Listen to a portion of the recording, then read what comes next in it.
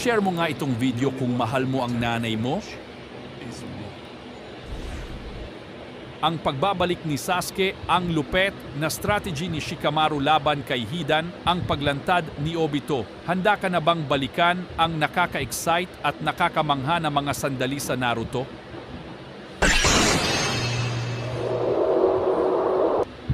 Welcome sa Authentic Idol. Sa video na ito ay nirank namin ang pinakatumatak na eksena sa Naruto. Siyempre, bago tayo magsimula, huwag kalimutang mag-subscribe o i-follow at i-like itong video bilang suporta. Number 10, ang pagbabalik loob ni Sasuke at magdesisyon na protektahan na lang ang Konoha.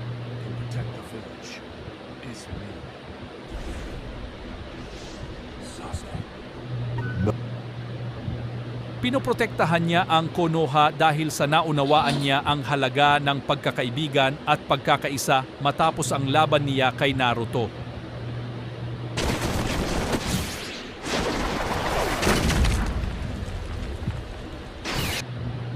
Na-realize niya ang kahalagahan ng pagtutulungan laban sa mas malalaking kaaway.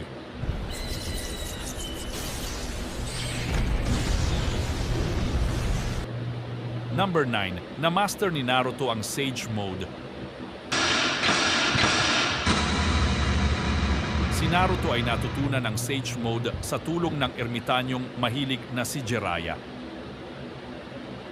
Nakamit niya ito sa pamamagitan ng tuloy-tuloy at mahabang training na kontrolin ang iisang natural energy.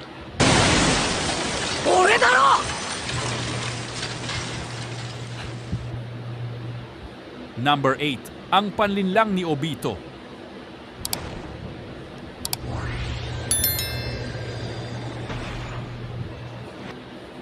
Si Obito ay nagpakilala sa serye bilang Tobi para itago ang kanyang tunay na identity at layunin. Nagtago siya sa pangalang Tobi para manglito at manggulo sa kanyang mga plano nang hindi siya agad makilala ng mga kalaban. Isang dahilan na nakakaapekto sa mga pangunahing tauhan.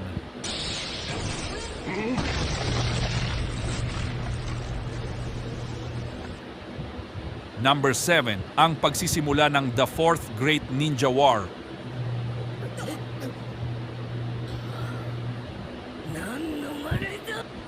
Nagsimula ang ikapat na dakilang digmaang ninja sa Naruto nang ideklara ni Tobi ang digmaan laban sa 5 dakilang bansa ng shinobi para makuha ang lahat ng tailed beasts para sa kanyang pangwakas na plano na ilunsad ang Infinite Tsukuyomi. Ito ay nagresulta sa isang malawakang labanan na kinasasangkutan ng lahat ng pangunahing puwersa ng shinobi sa mundo ng Naruto.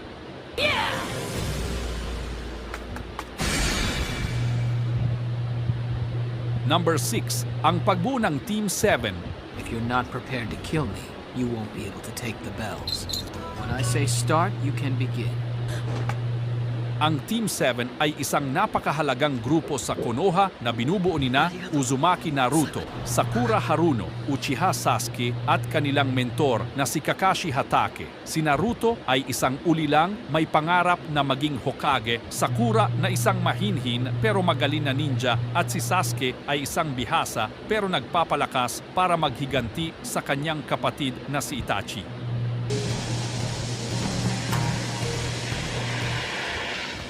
Number 5, the 5 Kage Summit. Make them go through phantom experiences of his own choosing and manipulate them. Ang 5 Kage Summit ay isang pulong na dinaluhan ng 5 Kage, ang mga pinuno ng 5 dakilang mga shinobi villages sa Naruto series. Ito ay ang mga Konohagakure, Leaf Village, Sunagakure, Sun Village, Kirigakure, Mist Village, Kumogakure, Cloud Village at Iwagakure, Stone Village. Nagpulong sila dahil sa intriga at pagtatalo nila sa kapangyarihan ng ninjutsu. Let him enter the minds of others. Make them go through phantom experiences of his own choosing and manipulate them. Number 4, ang pag-amin ng nararamdaman ni Hinata kay Naruto. 私はナルト君が大好きだから。Sinabi ni Hinata ng buong tapang kay Naruto sa panahon ng 4th Great Ninja War Arc na siya ay laging nagmamahal sa kanya at hinahangaan ang kanyang lakas at determinasyon. Ang pag-amin ni Hinata ay tumulong kay Naruto na maunawaan ang lalim ng kanyang damdamin at pinalakas ang kanilang ugnayan habang lumalaban sila ng magkasama. And Naruto's befriended me now. Number 3, ang pagkikita ni Naruto at Kushina. You just said you know. There's no doubt in my child. Napuno ng damdamin ni Naruto habang nakatayo siya sa harapan ng kanyang ina, si Kushina Uzumaki. Pumatak ang luha sa kanyang mga mata habang tinititigan niya ang pamilyar na kulay pula na buhok at maliwanag ng ngiti nito. Naramdaman ni Naruto ang buo na pagmamahal at suporta ng kanyang ina kahit pa ito ay nagmula sa mundo ng mga espiritu. Isang nakaka-touch na sandali na nagpapakita ng kanyang pinagmulan at lahi. Then you get the Hidden Leaf's Orange Hokage! Naruto, that's so cool, you know? Number 2, ang pagbukas ng 8 gates ni Might Guy.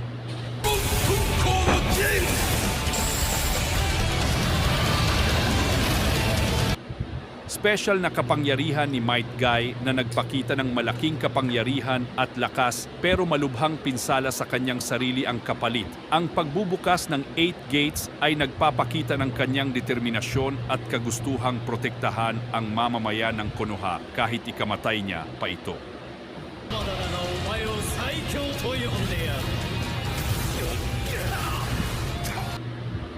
Before we continue, consider subscribe or i-follow kami at pakilike ng video para lagi kang updated sa susunod namin na upload. Salamat! Number 1, yung strategy ni Shikamaru laban kay Hidan. Your weapon? It isn't even mine. Si Shikamaru ay nakatuklas ng paraan para i-disable si Hidan at ang kanyang kakampi na si Kakuzu. Visualization training can make all the difference. Si Shikamaru ay gumamit ng napakagaling na strategy sa laban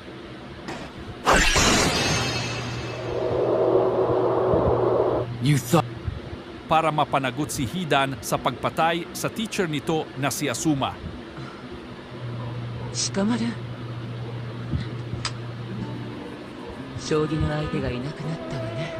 Ikaw, anong memorable na eksena mo sa Naruto? Let us know in the comment.